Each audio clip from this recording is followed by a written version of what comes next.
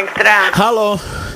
Halo? Molim. Jesam dobio elektru? Jeste. Gospođo Lulek ovdje. Molim vas, možete mi, ja sam u ovoj Radićevoj broj 13. Da. I mi možete isključiti struju? Da vam se isključi struja. Da.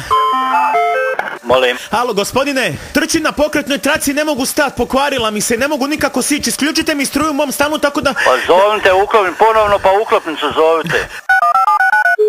Elektra. Hej, gospođo, čuli smo se malo prije.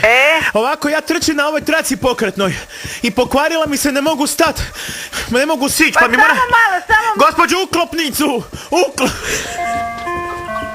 Aha, rekao je, Elektre. Halo, jel uklopnica?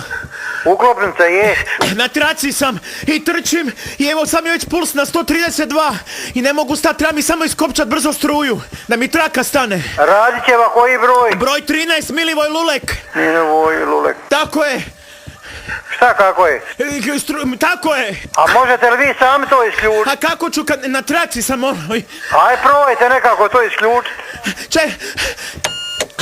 A evo, stalo je sada. Jel stalo? Je. I šta je, čekaj, aj sad kad je stala, kako je se desilo, ona ubrzala, jel? Joj, da. Ja sam mislim, rekao ide na 15 minuta, znate koliko je sam 45 minuta na nju. 45 minuta trčao. Ajme meni. Znate šta? Uzi pa stuči to, poslušaj mene, trčiš u prirodi i gotovo.